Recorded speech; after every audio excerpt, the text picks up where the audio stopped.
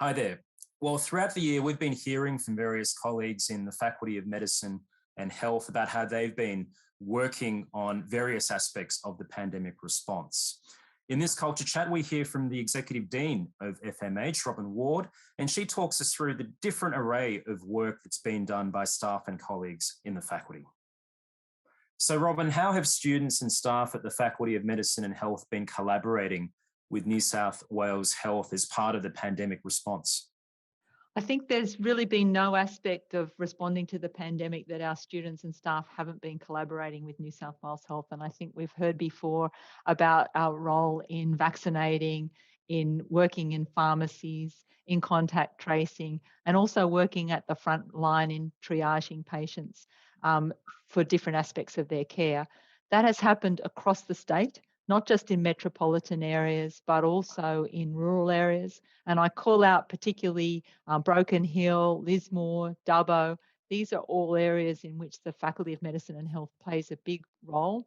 And our roles there are everything from some of our staff have really left the university for a period of time to go and work in Broken Hill Health Service as a way of ensuring that healthcare is prioritised.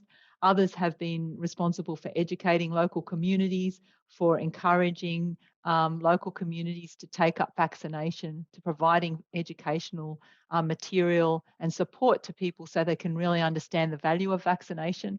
But also, again, at the front line, simply taking the strain off people who are in the healthcare system, working day in, day out, picking up some of the jobs that they would normally do to relieve them of some of their workload. Well, it's an amazing effort, and congratulations to you and your colleagues and your staff. I'm interested, Robyn, in getting your reflections on what effect this has had on the culture of your faculty. Obviously, your colleagues and students do clinical work all of the time, but has there been anything particular about the pandemic experience that has shifted or changed FMH culture? I think the FMH culture is fundamentally a collaborative and very much focused on the outcomes for the patients and the communities, but inherently so. But I think a couple of things have changed. One is the speed and agility of response. So people have picked up whatever's needed to be done at any given moment rather than worrying about whose job it was or whether they were really responsible or what they were doing yesterday. Whatever is needed, people have just stepped into the problems and solved them together, and that has been hugely beneficial, I think, to our health system overall and also to each other, because everyone feels like everyone's pulling their weight and sharing the load. The other change is really in the nature of hierarchies. So I think there has been throughout this pandemic opportunities for people to lead because they have content expertise or they're the person on the spot and they're the right person to lead.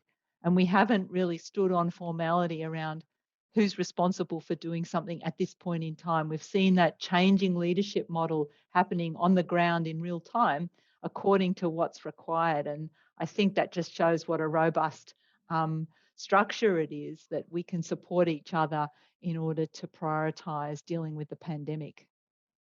Well, there's a lot of impressive work that colleagues and students in FMH are doing across many parts of New South Wales, and the university community is certainly very proud of the work that you're all doing.